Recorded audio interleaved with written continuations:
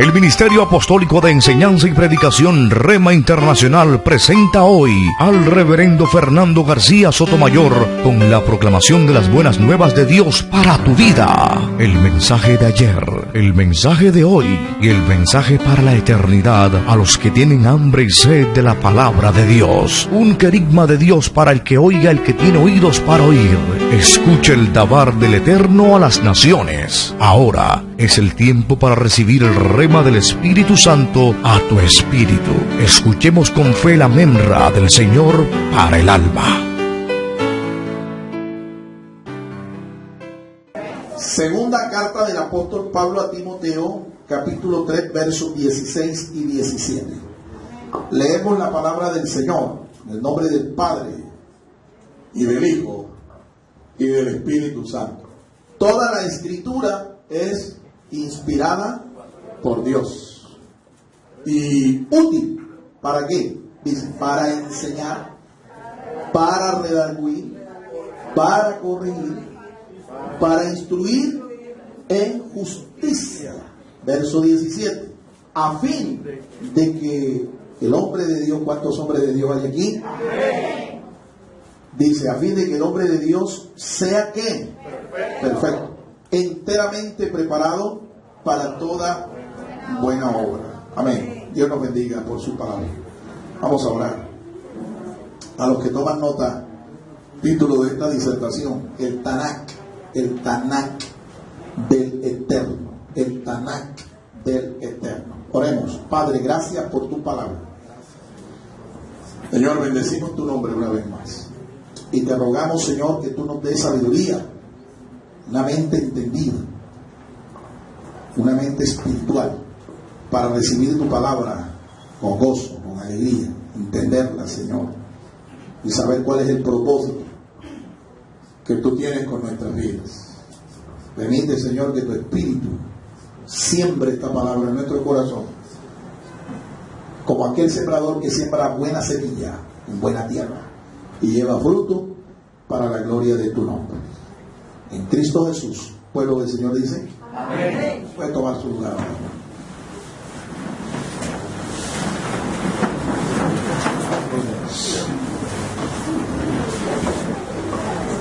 El vocablo Tanakh, que lo hemos usado para titular esta disertación, el vocablo Tanakh es un acróstico hebreo. Es un acróstico. ¿Qué es un acróstico? Un acróstico es una composición literaria que se forma tomando las letras iniciales de varias palabras para conformar una nueva palabra. Eso es lo que es un acróstico. En la Biblia hay varios acrósticos. Los escritores sagrados nos dejaron esos acrósticos. El Salmo, por ejemplo, 119, el más largo de la Biblia, Salmo 119, es un acróstico. Cada verso de ese salmo comienza con una de las letras del alfabeto hebreo, el idioma en que se escribió el Antiguo Testamento.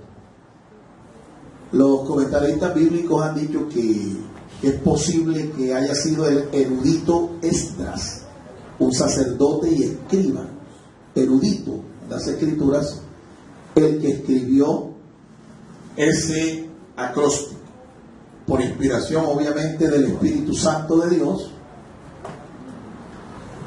pero que lo hizo en esa forma literaria, como una especie de pieza literaria honorífica a la palabra de Dios.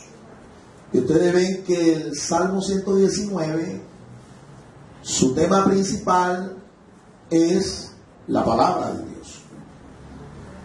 Amén. Ahora, ¿qué significa o de dónde se toma ese acróstico?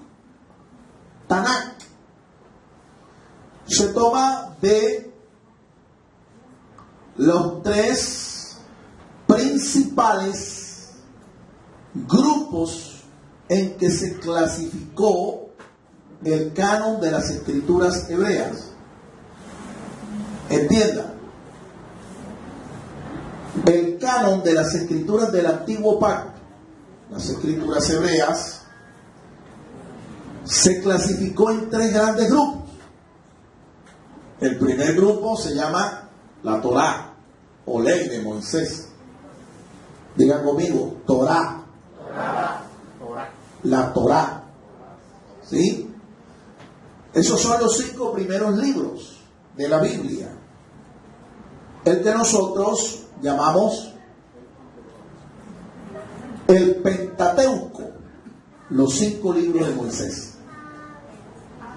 El segundo grupo en que está clasificado el Antiguo Testamento, según el canon hebreo, es la sección que ellos llaman los profetas. Los profetas. Dichos profetas van desde el 6º libro que nosotros conocemos en la Biblia, es el libro de Josué, ¿sí? Josué hasta Malaquías. Hasta Malaquías. Josué hasta Malaquías. Incluye el mensaje de todos los profetas. Isaías, Jeremías, Ezequiel, y todos los profetas, Oseas. Ahora, los profetas que escribieron, porque en la realidad fueron más los profetas que dieron el mensaje de Dios en forma oral que los que escribieron. Los que escribieron fueron menos. Los que hablaron fueron más. Pero los que están escritos, incluyendo los libros de historia sagrada, como Josué, Jueces, primer libro de Crónicas, segundo libro de las Crónicas, primero de Reyes, segundo de Reyes, primero de Samuel, segundo de Samuel. Todos estos libros que hablan en realidad de la historia sagrada del pueblo de Dios son considerados como la sección de los profetas. En hebreo se dice Nebijim, los profetas. Nebijim, dígalo conmigo, Nebijim. ¿Cómo? Nebijim. Viene de la expresión hebrea Nabi, que era la expresión que se refería a los profetas videntes. Nabi. Entonces, como es una expresión plural, se dice Nebijim o Nabijim.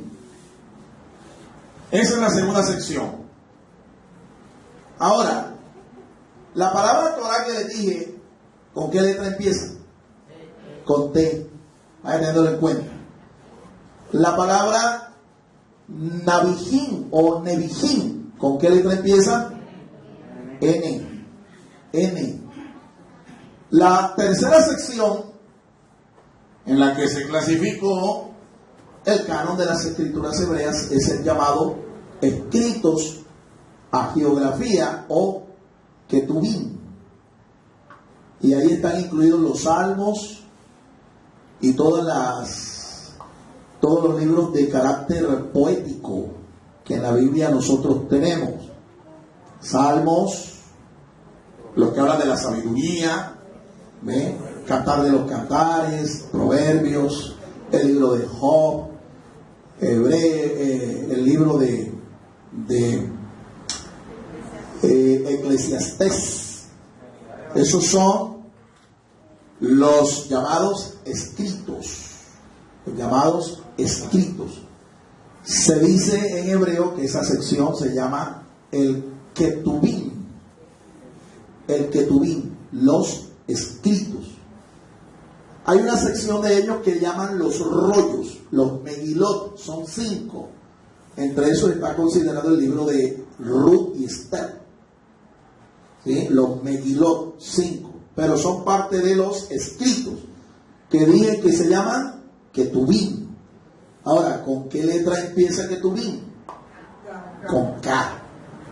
Entonces, el acróstico que les dije, que es el título de nuestra disertación, Tanakh, viene de la construcción de esas tres letras, con la vocal que sigue allí inmediatamente. Tanakh, dígalo conmigo, Tanakh, de ahí viene, de ahí viene el Tanakh. Los hebreos consideran que estas son las escrituras sagradas para ellos. Estamos hablando de los judíos ortodoxos, los que rechazaron al Mesías, a nuestro Señor. Para ellos las escrituras del nuevo pacto no son inspiradas, no son reconocidas como divinas. ¿Por qué razón? Porque ellos rechazaron a nuestro Señor Jesucristo como el Mesías de la nación, el Mesías de Israel.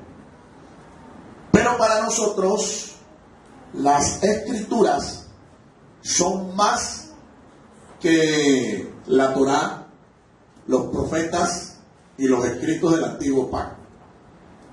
Para nosotros las escrituras son todo el conjunto de libros que componen los escritos del Antiguo Testamento y los del Nuevo Testamento. 27 libros en total. Creemos que son de inspiración sobrenatural. Creemos que fue Dios quien los inspiró y que Dios, al igual que hizo con los escritores del Antiguo, hizo con los escritores del Nuevo Pacto. Sopló en ellos su aliento y por inspiración divina ellos escribieron. ¿Cuánto dan gloria al Señor, hermanos? Ahora, la iglesia del Señor Jesús, como mi esposa lo estuvo diciendo, tomó el 31 de octubre como un día significativo para celebrar el día de la Biblia, basado en un hecho histórico. Hace 500 años, ahora el 31 de octubre, pasado mañana, hace 500 años, un monje católico romano se aburrió de la forma como la iglesia se había desviado de la palabra y había metido al mundo conocido en una era de oscurantismo. El mundo estaba en tinieblas totales, completas, no solo espirituales, sino morales, científicas, culturales. Un oscurantismo total. Este monje se dio cuenta que el papel que estaba desempeñando la iglesia no era el mejor, porque una de las cosas que debía haber hecho la iglesia no la estaba haciendo, y era acercar al pueblo a la palabra, pero la iglesia no lo estaba haciendo. Entonces este monje se puso a estudiar la palabra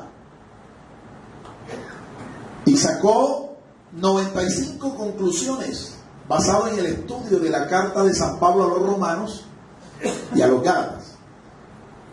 Y cansado y aburrido y frustrado y lleno de temores, cogió esas 95 conclusiones, principios espirituales, tesis espirituales, y las clavó en la catedral como una protesta al sistema religioso de su tiempo, al cual él pertenecía. Eso desató una explosión, una revolución espiritual, religiosa en Europa, que se conoció con el nombre de protestantismo. el protestantismo. Martín Lutero desató una explosión allí, desde la catedral en donde él era el obispo. Este hombre era un hombre culto, un hombre educado. Era rector catedrático de la Universidad de Wittenberg en Alemania. El movimiento de la Reforma adquirió tanta fuerza que invadió casi toda Europa.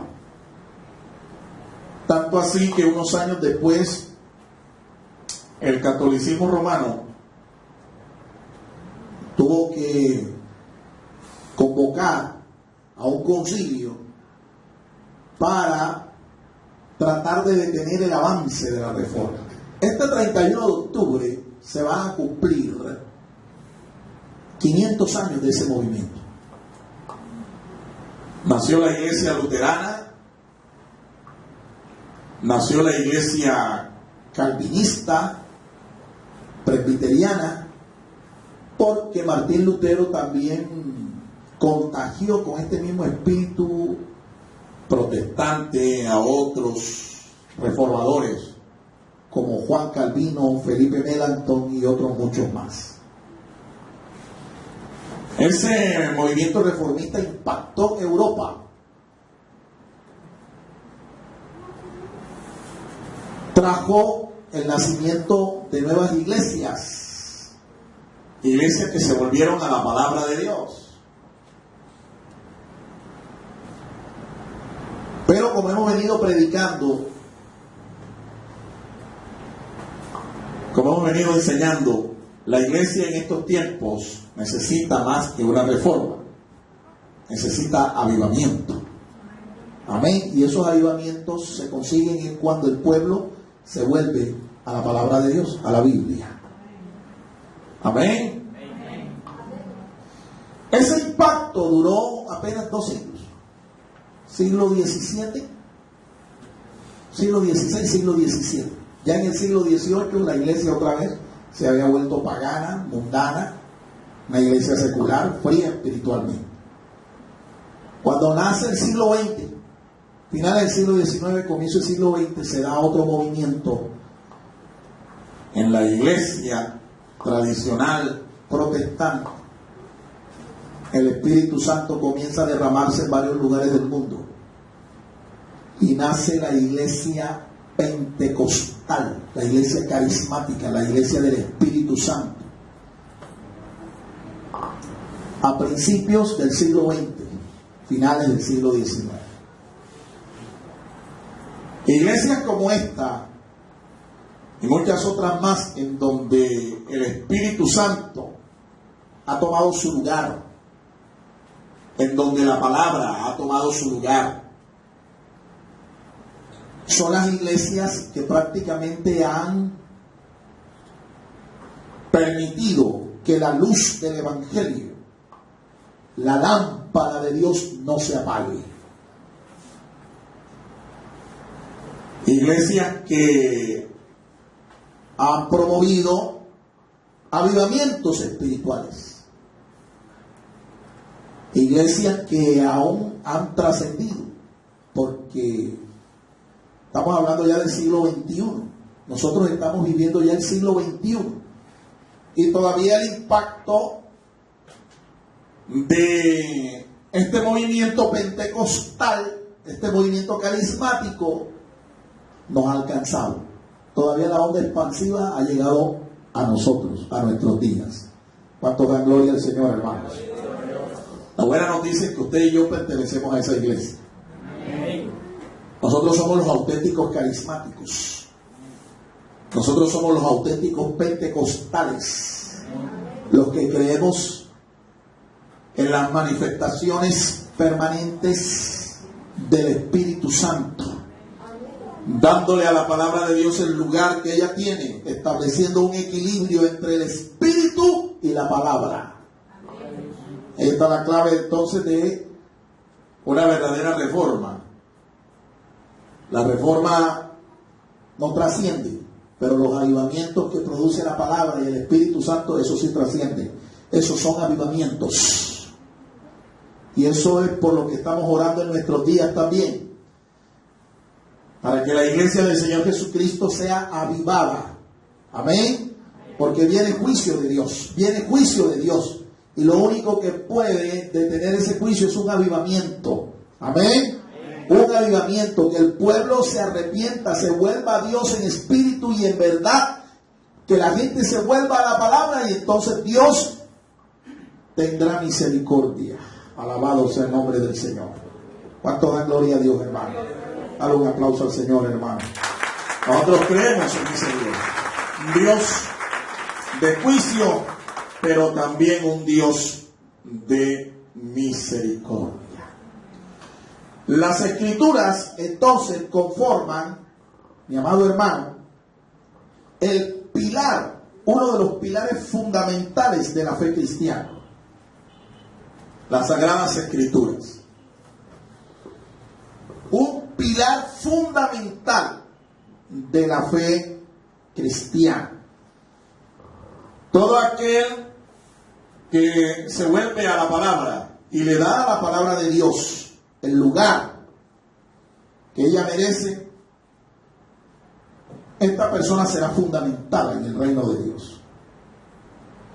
Pero si usted es de los que creen que la Biblia es para escucharla solo el día del culto, o por ahí de vez en cuando hay alguna campaña, usted está mal. Usted no se fundamentará en el reino de Dios, porque no tendrá los pilares, la fuerza para poder hacer parte de ese reino. Las Escrituras son un pilar fundamental de la fe cristiana. Creer que las Escrituras vienen de Dios, que son de inspiración divina, sobrenatural, que las Escrituras son eternas, eso fundamenta nuestra vida. Pero si no creemos eso, si no profesamos eso, si no confesamos eso, es como aquel que edificó su casa, su vida, su proyecto sobre la arena. Sobre la arena. A su nombre. Necesitamos entonces mayor compromiso con la palabra de Dios. Mayor compromiso. Ahora bien, este compromiso es un compromiso creciente. Tenemos que crecer diariamente en ese compromiso. Sobre todo en un tiempo como este, donde está proliferando las falsas doctrinas. Tenemos que comprometernos cada día más con la palabra de Dios. Con la palabra de Dios. Ellas son las únicas que nos pueden asegurar a nosotros un mejor futuro, una esperanza firme. La palabra de Dios. La palabra de Dios. Bien, las Sagradas Escrituras, ellas gozan de inspiración sobrenatural, como dice Pablo ahí en el texto que leímos. Toda la Escritura es que inspirada, inspiración plena, verbal. Cada palabra de la Biblia está inspirada por el Señor. Es de inspiración sobrenatural y de un valor incalculable. Mire, el lema de los reformadores protestantes del siglo XVI, el lema que ellos proclamaron fue el siguiente. Ellos dijeron: solo fe, solo gracia, solo las Escrituras, solo la gloria de Dios. Mire, 4 voces bien potentes. Solo fe, porque el catolicismo romano estaba predicando que la salvación se podía ganar por medio de obras. El catolicismo romano estaba predicando, estaba enseñando que la salvación se podía comprar con dinero, pagando unas indulgencias, y entonces esas indulgencias, esa suma de dinero que tú le pagabas al sacerdote, servía para sacar las almas del purgatorio y asegurar tu salvación. Solo escritura, porque resulta que ellos se habían apartado de las escrituras. El catolicismo romano se apartó de las escrituras y empezó a enseñarle a la gente doctrinas y mandamientos de hombres. Solo la gloria de Dios, porque ellos estaban exaltando. Miren uno de los lemas de la Iglesia Católica, Apostólica y Romana. Ellos dicen que fuera de ella no hay salvación. Es decir, que si tú no eres católico romano, tú no te vas a salvar, tú te vas para el infierno. Por supuesto, y ellos administran el negocio de quién sale y quién se queda en el infierno, dependiendo de lo que tú les pagues, ¿no? Por eso, a estos cristianos reformadores se les llamó protestantes, porque sus voces eran una protesta contra lo que estaba estableciendo el catolicismo romano. Muchos de nosotros, pues, practicamos el catolicismo, y de una forma ignorante, esto era lo que nosotros también creíamos. Pero cuando llegaron las escrituras, cuando llegó la palabra de Dios, cuando llegó la buena nueva del Evangelio de nuestro Señor Jesucristo, conocimos la verdad, y la verdad nos hizo libres. ¿Cuántos libres hay aquí en esta mañana? Dale un aplauso al Señor, hermano, porque tú eres libre. Somos libres porque hemos conocido la verdad. Hemos conocido la verdad. Ya no estamos caminando en tinieblas. Ahora estamos caminando a la luz de la palabra de Dios. El mismo lema que los reformadores protestantes proclamaron en su día, lo seguimos proclamando nosotros también hoy. Solo fe, solo gracia, solo las escrituras, solo la gloria de Dios. Por eso el valor que tiene la palabra de Dios, reiteramos, es un valor incalculable. Vamos a conocer entonces 4 revelaciones acerca de lo que es el Tanakh. Están ahí revelados, están ahí en ese texto que hemos leído. Les recuerdo cuál es el texto. Segunda Timoteo, capítulo 3, verso 16 y verso 17. Y lo primero que debemos tener bien claro de esta revelación, la primera revelación de ellas, empieza el apóstol diciendo toda,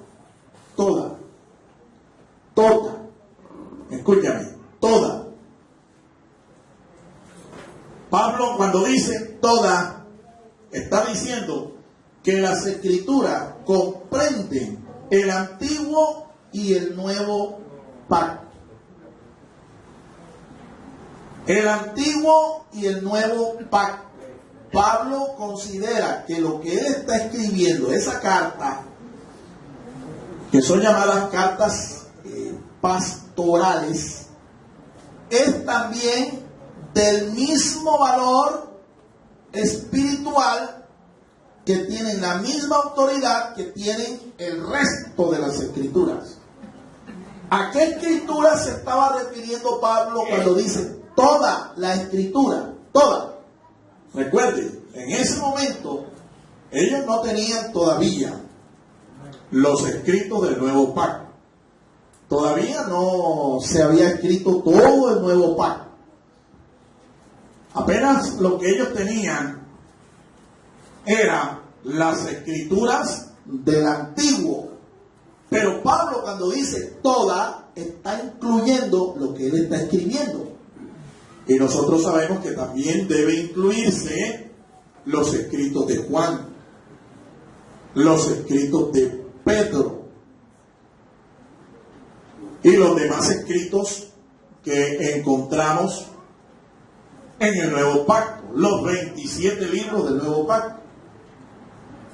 San Pedro, cuando escribe sus epístolas, la primera y la segunda epístola. San Pedro se refiere también a la misma verdad, la misma revelación.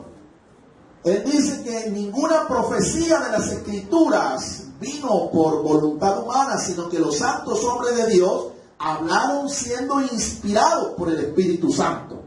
Y consideró los escritos de Pablo como escrituras sagradas. Entonces, cuando Pablo dice aquí, toda, se está refiriendo no solo a las del Antiguo, sino también las del Nuevo Pacto. ¿Por qué esto es importante? Bueno, siglos después, unos años después, surgió un hereje, un torcido, que dijo que las Escrituras que los cristianos debíamos admitir solamente como palabra de Dios eran los escritos del Nuevo, es decir, y él habló, su nombre era Marción del Ponto, un tipo adinerado, tenía plata, y él empezó a proclamar por allá a mediados del segundo siglo de nuestra era, de que los escritos inspirados, lo que debíamos considerar como palabra de Dios, solamente eran algunos escritos del Nuevo Pacto. Algunos escritos del Nuevo Pacto. Rechazó todo lo demás. Entonces es bueno que tú y yo entendamos que cuando Pablo está diciendo toda, es toda, no una parte de las Escrituras. Algunos de nosotros no nos gusta leer algunas secciones, algunos libros de la Biblia, porque no lo entendemos, ¿sí? Porque nos parecen aburridos, y algunos prefieren por eso leer siempre los mismos libros. El libro de los Salmos, por ejemplo. Pero resulta que toda es palabra de Dios. Toda incluye todo, no una parte solamente. Tenemos que darle el mismo reconocimiento, la misma autoridad a todos los libros, aunque no nos guste, aunque no lo entendamos, es palabra de Dios. Así que comprende Antiguo y Nuevo Pacto. Ahora, la clasificación, ya usted escuchó cómo lo hicieron los hebreos. La clasificación que estos libros tienen. Nosotros tenemos dos patrones para ver cómo fueron clasificados estos libros, los libros de la Biblia. Los 27 del Nuevo y los 39 del Antiguo. Tenemos para eso la autoridad del canon hebreo. El canon hebreo fue cerrado por un erudito, sacerdote, escriba, llamado Esdras. Y él lo clasificó en tres grupos, que ya dijimos: Torá, profetas y escritos. Torá, profetas y escritos. Pero hubo otro patrón, otra institución. El Concilio de Obispos Cristianos de Cartago tomó una traducción que hicieron durante los días del emperador griego Alejandro Magno.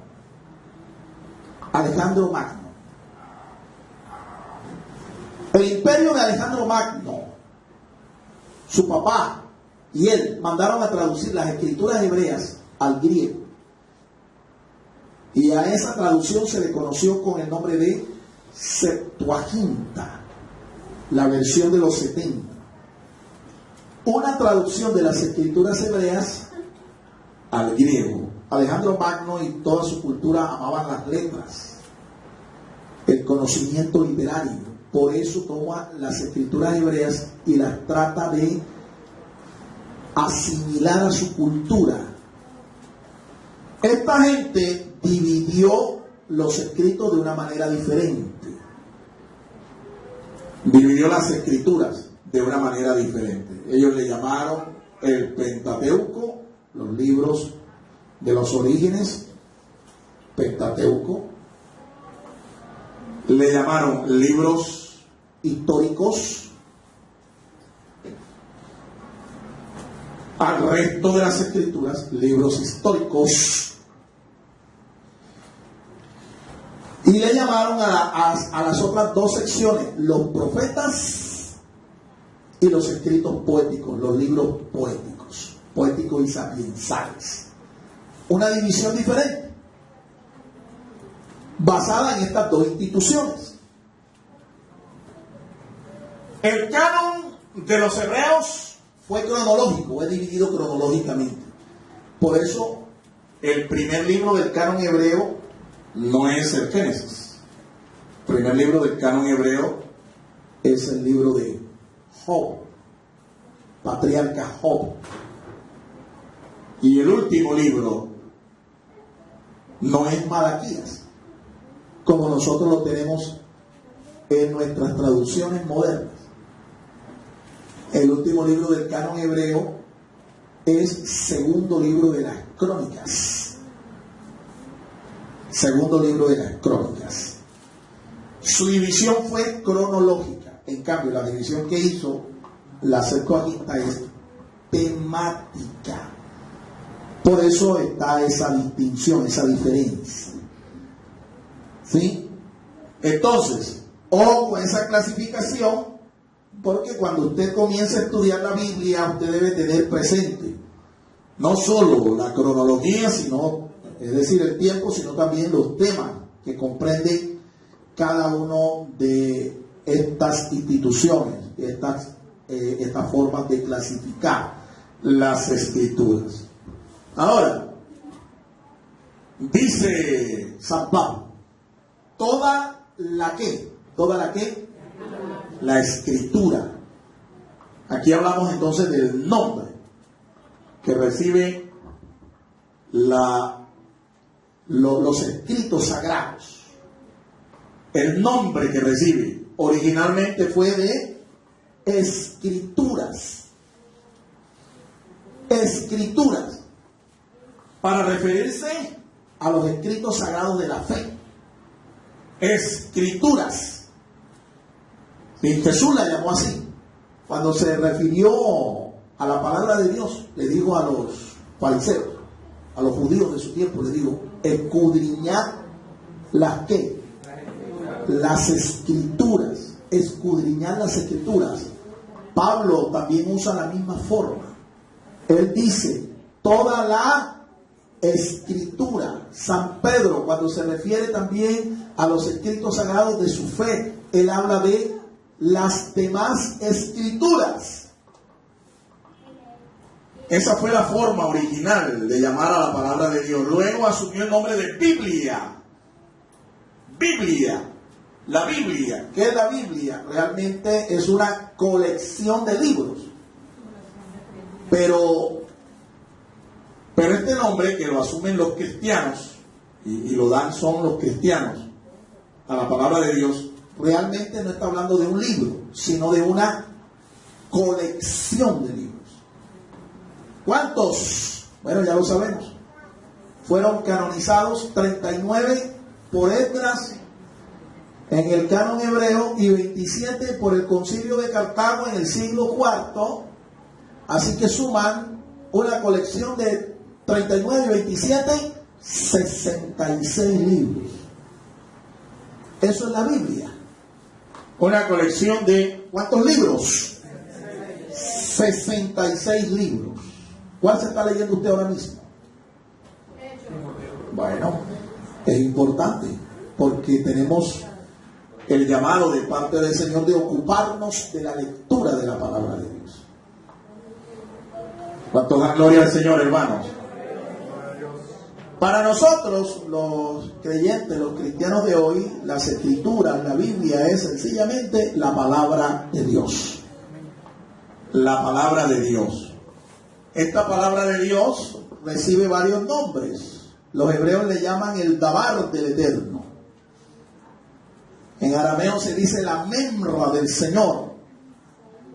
La memra del Señor. Para los cristianos griegos, los cristianos primitivos, este era el logos de Dios. San Juan escribió, en el principio era el verbo, en el principio era el logos de Dios. Los escritores del Nuevo Pacto luego desarrollaron otro concepto para referirse a la palabra de Dios. Cuando se proclamaba, cuando se predicaba, cuando se comunicaba oralmente, le llamaban el rema del Espíritu. Qué expresiones tan gloriosas, ¿verdad? El Dabar del Eterno. Cuando el profeta de Dios hablaba y decía, así dice el Señor. Esta es la palabra de Dios. El libro de Deuteronomio, el libro que más citó nuestro Señor Jesucristo, comienza con esta expresión. Estas son las palabras. Y el vocablo hebreo es Devarim.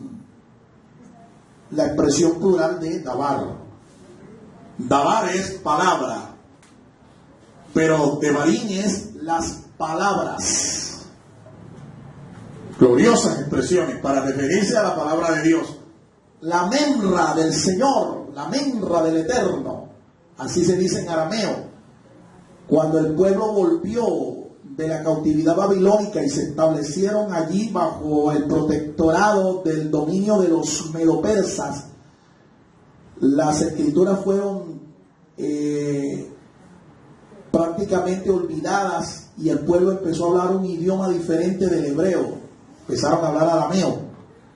Por eso cuando Esdras, Nehemías, Salatiel, Zorobabel, el príncipe Zorobabel, iban a consagrar el templo al Señor, ellos tuvieron que buscar escribas, tuvieron que buscar traductores expertos que tomaran la lectura del idioma original en que se había escrito, el hebreo, y las tradujeran al arameo.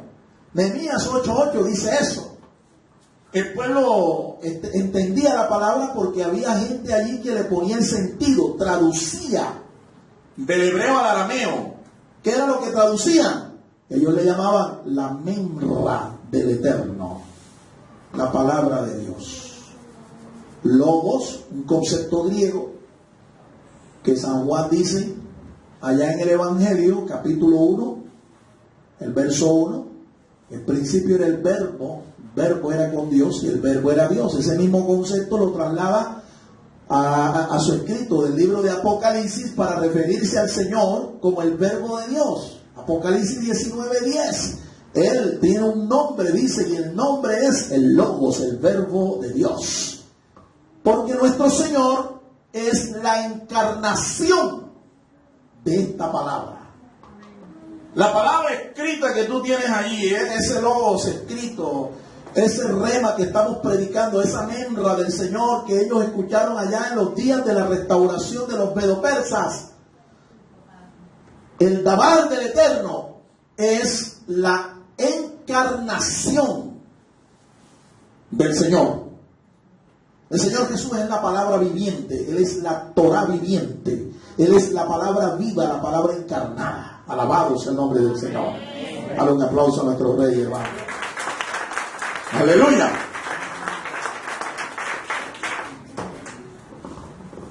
Tengan paciencia porque hoy estamos intentando honrar la palabra. Así es que espero que haya desayunado bien. Espero que haya desayunado bien. En toda gloria a Dios, hermano. Segundo, y espero que tome nota, ¿no? Tome nota. Hablamos ahora ya no de su nombre, estamos hablando ahora de otra cosa. Vamos a hablar ahora. Mira lo que dice San Pablo. Dice, toda la escritura. Ajá. Es que, y aquí hablamos entonces de su inspiración. La Biblia fue inspirada por Dios. Fue inspirada. ¿Qué significa eso de inspiración? Hay 3 procesos que funcionaron cuando Dios dio a conocer su palabra. 3 procesos. Uno se llama revelación. Otro se llama iluminación. Y otro se llama inspiración. Estos 3 procesos funcionaron cuando Dios dio a conocer su palabra al hombre. Por revelación, ¿qué debemos entender? Esa capacitación que Dios dio para que aquellos que recibían su palabra la entendieran. Porque para poder, escúcheme, entender la palabra de Dios espiritualmente, usted no puede solo valerse de su intelecto, de su inteligencia, de su capacidad natural para discernir, para entender las cosas. Usted necesita una especie de habilitación, una gracia especial de Dios para entender la palabra. De hecho, en el día de hoy hay gente que son muy eruditos, son muy letrados, tienen mucho conocimiento, son grandes científicos, pero cuando leen la Biblia no la entienden. En cambio, nosotros que no tenemos tanta letra, no tenemos tanta educación, ¿verdad? Nosotros entendemos la palabra. Y la pregunta es, ¿y por qué? ¿Somos más inteligentes? No. Dios nos ha dado su gracia. Hemos nacido de nuevo. El Espíritu Santo nos capacita para entender la palabra. Necesito aquí esto. Lo arreglen aquí. Se cerró esto. Entonces, estos 3 procesos, revelación, iluminación e inspiración, se dan cuando Dios da a conocer su palabra. 2 de ellos ya terminaron. Y hoy está vigente solo uno.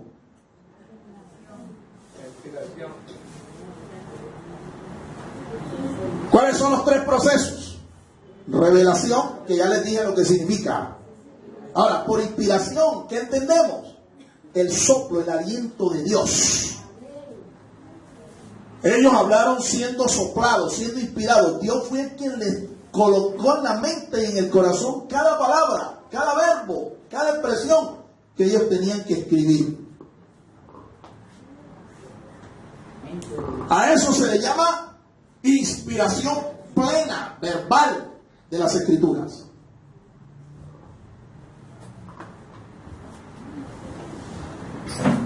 Pablo dice que Dios les sopló a ellos. Dios los inspiró a ellos. Y por inspiración ellos escriben. Y el tercer proceso dijimos que se llama iluminación. Ahora, reitero, 2 de ellos terminaron. ¿Qué terminó? El proceso de inspiración terminó.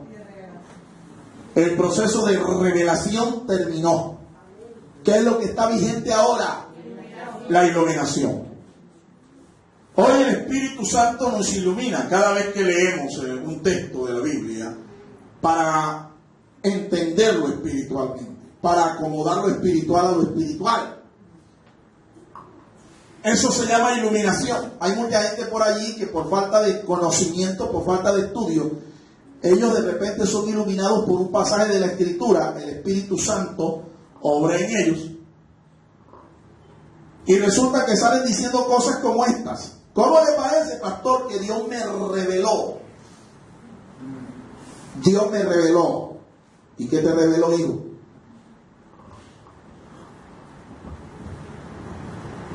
Que José no era el papá de Jesús. Tremenda revelación. Dios me reveló. ¿Qué te reveló, hijo? Que el mundo se va a acabar. Gloriosa revelación. Déjeme decirle, si usted es de esos que anda por ahí diciendo o creyendo en todos aquellos que andan diciendo Dios me reveló, usted está mal, porque resulta que ese proceso de revelación ya terminó. Las escrituras que tú y yo tenemos allí, delante de nuestros ojos, son escrituras reveladas. Están reveladas. Lo que nosotros necesitamos hoy, y solo los cristianos lo tienen, es la iluminación del Espíritu. ¿Cuántos dan gloria al Señor, hermanos? El Ministerio Apostólico Rema Internacional pone a disposición esta predicación. Ofrecemos ministración a simposios, seminarios, campañas evangelísticas, educación globalizada sana y de carácter interdenominacional. Escríbanos a ministerioremainternacional@gmail.com o llámenos al celular 316-270-7181.